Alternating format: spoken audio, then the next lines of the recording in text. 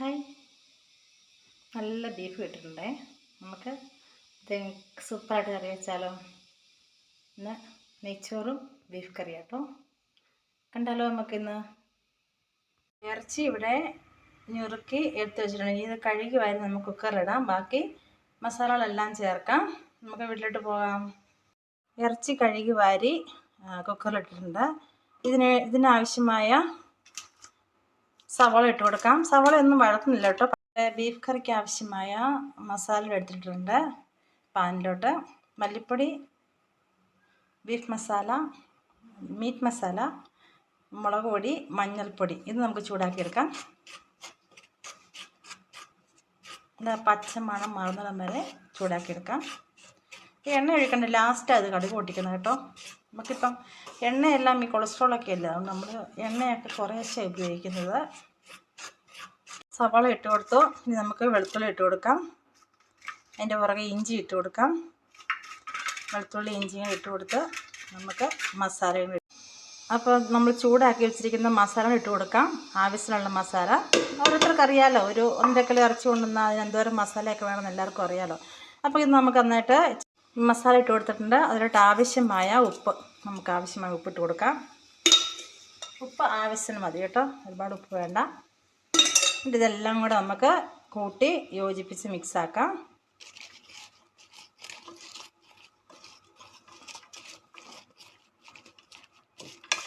അപ്പം തന്നെ നല്ല മസാലയുടെ ഒക്കെ നല്ല സ്മെല്ല് വരുന്നുണ്ട്. ഇത് മിക്സാക്കി എടുത്തിട്ടുണ്ട്. ഇനിയും ആവശ്യമായ വെള്ളം, ആവശ്യമുള്ള വെള്ളം മതി, ഒരുപാട് വെള്ളം വേണ്ട. കുക്കറിലല്ലേ, അപ്പം നമുക്ക് 1 ഗ്ലാസ് വെള്ളത്തിൻ്റെ ആവശ്യമുള്ളൂ. ഓൾറെഡി ഇറച്ചിക്കകത്ത് വെള്ളം ഉണ്ടാവും, ഇറങ്ങും വെന്ത് കഴിയുമ്പം. ഇത് മിക്സാക്കി എടുത്തിട്ടുണ്ട്. ഇനിയും ആവശ്യമായ വെള്ളം, ആവശ്യമുള്ള വെള്ളം മതി, ഒരുപാട് വെള്ളം വേണ്ട. കുക്കറിലല്ലേ, അപ്പം നമുക്ക് 1 ഗ്ലാസ് വെള്ളത്തിൻ്റെ ആവശ്യമുള്ളൂ. ഓൾറെഡി ഇറച്ചിക്കകത്ത് വെള്ളം ഉണ്ടാവും, ഇറങ്ങും വെന്ത് കഴിയുമ്പം. ഞാൻ 2 പച്ചമുളക് ഇട്ടിട്ടുണ്ട് കേട്ടോ, അത് ഞാൻ ഇടാൻ മറന്നുപോയി. അതും കൂടെ ഇട്ടിട്ടാണ് ഞാൻ കുക്കറിൽ വെച്ച് അടച്ച് വേവിക്കുന്നത്. നമുക്കിത് കുക്കറിൽ വെച്ച് അടച്ച് വേവിച്ചെടുക്കാം. അപ്പോൾ ഇത് കുക്കറിൽ വെച്ചിട്ടുണ്ട്. നമുക്ക് 2 വിസിൽ കേട്ടാൽ ഇത് പെട്ടെന്ന് വേഗം കുക്കർ കേട്ടോ. 2 വിസിലാകുമ്പോഴത്തേക്ക് ഇത് വെന്ത് കിട്ടും. 2 വിസിൽ കഴിയട്ടെ, നമുക്ക് ഗ്യാസ് ഓഫ് ചെയ്യാം. ഫൈനൽ പോട്ട കേട്ടോ.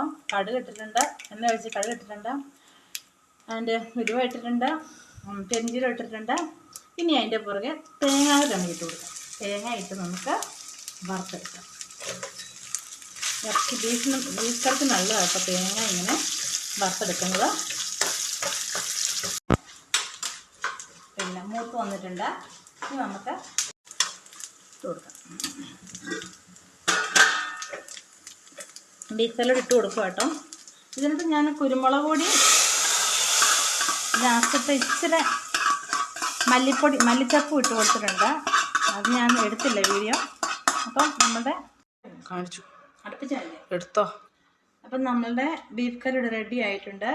നമുക്ക് ടേസ്റ്റ് ഞങ്ങൾ നീങ്ങി നിൽക്കാം.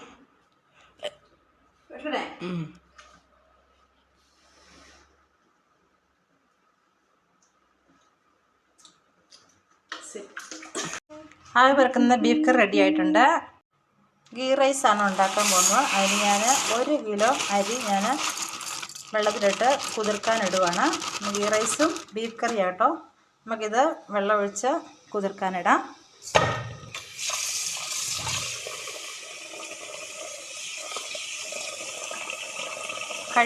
കഴുകി കളഞ്ഞിട്ട് വേണം കേട്ടോ കുതിർക്കാനിടാൻ. 5 മിനിറ്റ് ഇട്ടാൽ മതി. 5 മിനിറ്റ് ഇടേണ്ട ആവശ്യമില്ല. വറക്കുന്നതല്ലേ, നമ്മൾ നെയ്ക്കകത്ത് വറക്കുന്നതല്ലേ, അതുകൊണ്ട് ഇത് 2-3 മിനിറ്റ് കിടക്കട്ടെ. അങ്ങനെ ഗീ റൈസ് ഇവിടെ നമ്മൾ കഴുകി വാരി കുതിർത്ത് വെച്ചിട്ടുണ്ട്. അപ്പോൾ നെയ്യ് ഒഴിച്ച് കൊടുക്കാം. നെയ്യ് കട്ട കേട്ടോ.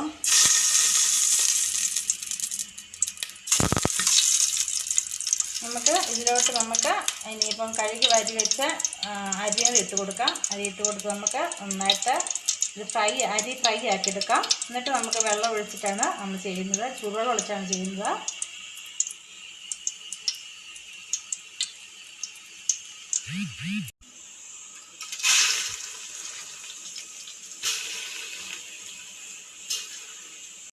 ഈ ഗീ റൈസ് വെള്ളം വറ്റുന്നിടം വരെ നമ്മളിത് ഡ്രൈ ആക്കി എടുക്കണം. എന്നിട്ട് വേണം നമ്മൾ തിളച്ച വെള്ളം ഒഴിക്കാൻ. തിളച്ച വെള്ളം ഒഴിച്ച് ഒരു 10 മിനിറ്റ് മൂടി വെച്ച് പതുക്കെ ഫ്ലെയിം കുറച്ച് വെച്ച് നമ്മൾ വേവിച്ചെടുക്കണം. ഇത് ഡ്രൈ ആവട്ടെ. അപ്പോൾ നമ്മുടെ തിളച്ച വെള്ളം ഒഴിച്ച് വരട്ടെ.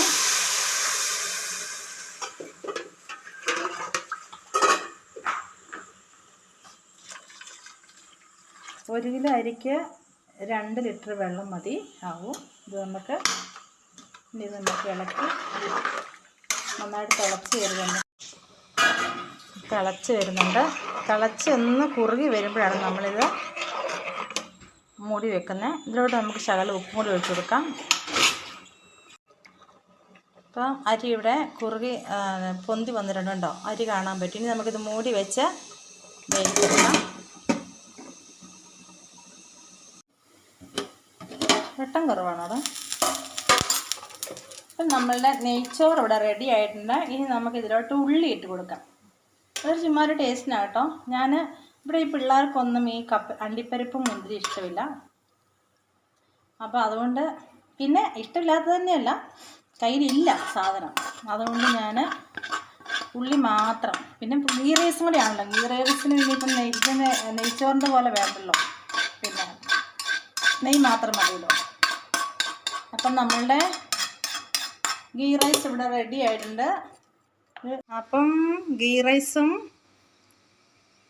ബീഫ് കറിയും ഇവിടെ സെറ്റായിട്ടുണ്ട്. അപ്പോൾ ഈ വീഡിയോ ഇഷ്ടപ്പെടുമെങ്കിൽ ലൈക്ക് ചെയ്യുക, ഷെയർ ചെയ്യുക, സബ്സ്ക്രൈബ് ചെയ്യുക.